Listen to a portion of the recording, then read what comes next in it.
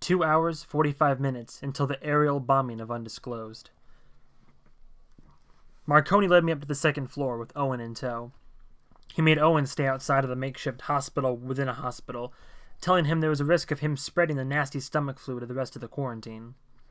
Once on the other side of a door, Marconi muttered, "We have less time than I thought." "What, before Owen shoots me?" "No.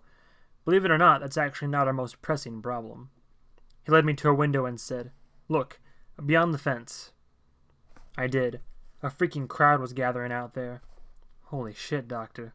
Who are those people?" "Looks like everyone." Hundreds of people.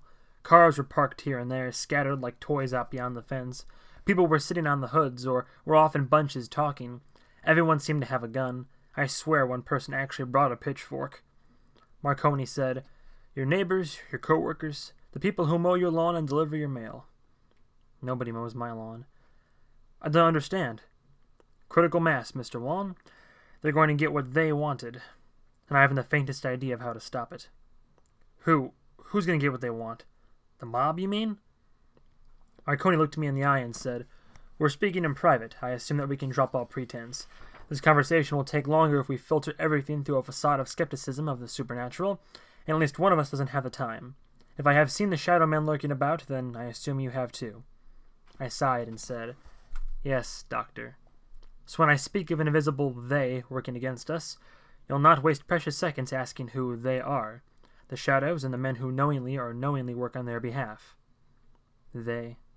I often wondered if they had an office building somewhere, where they sat around a long black granite conference table with a pentagram etched into the top. Or maybe they had a headquarters inside a hollowed-out volcano like a James Bond villain. Or maybe they had the technology to leap effortlessly across time and space, holding shareholder meetings on the surface of Mars, or on top of a plateau in Pangaea circa 200 million BC. John and I knew very little about them, which made me an expert when compared to the general population who don't know they exist at all. They are people, or at least they assume the form of people. They are wealthy, or at least have access to wealth, or maybe have means which render wealth as we understand it moot. The little Asian man who disappeared into the burrito stand was surely one of them, as was whoever was waiting for that convoy of black trucks we saw last summer. But all I have are rumors. Stories John dug up on the internet, probably written by people who know even less than we do. Some say it's a cabal of wealthy men who, centuries ago, poured their wealth into experimentation with the occult. At some point, the story goes, they tapped into a dark power that they saw as one more resource to be exploited, the way that humans would later learn to split the atom and use it to power our televisions and hair dryers. Instead, the legend goes, the dark energies that poured forth infected them, corrupting these men who learned too late that the power they had brought would cost them the last remnants of their own souls. That's the story, anyway. Shit, for all I know, they wrote that version of the story and the truth in another 3 layers down. That's how they work. These days, if you ask John to summarize who they are, you get only one answer. "Well, they're not fucking vampires, I'll tell you that." Then he'll stare hard at you for a solid minute until you walk away. Marconi tapped the side of one of the jugs that contained the spider specimen. It didn't react, but still I wished he wouldn't do it. He said, "This was always chess, not checkers. I'm not sure you ever fully understood that." I said, "Tennant, you know that name?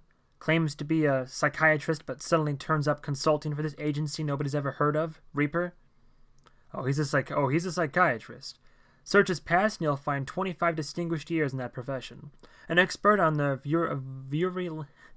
virulent nature of fear. And likewise, if it just so happened that he needed to be a plumber in order to be in an advantageous position to observe and influence the situation, then you would find a quarter century of plumbing in his background, and so on. He would be whatever is required. Can't somebody investigate him? If his licenses and all that are fake, then I didn't say he would use false documents. I said he would actually have 25 years on the job. Whatever job. Do you understand? Again, chess, with a very advanced player who can see many moves ahead. They put their pieces into position. Marconi checked the vitals on a sleeping patient as he spoke, puffing on his pipe the whole time. I again wondered to what degree Dr. Marconi actually knew anything about medicine. He said, "In the case of Dr. Tennant, he not only has specialized in treating violent and paranoid patients since the 1980s, but has written multiple prominent books on the subject, and dozens of journal articles. More pertinent to this situation, he has also written extensively on the subject of group paranoia and cryodynamics in crisis situations. He didn't have to infiltrate the government. When the outbreak hit, they came to him. Do you understand? The pieces are always positioned where they need them. Right, and they are dicks. But we can't stop there. We need to ask the big question. What do they want? To kill us all? We should be blessed with an adversary with such uncomplicated ambitions. No, war is never about killing the enemy.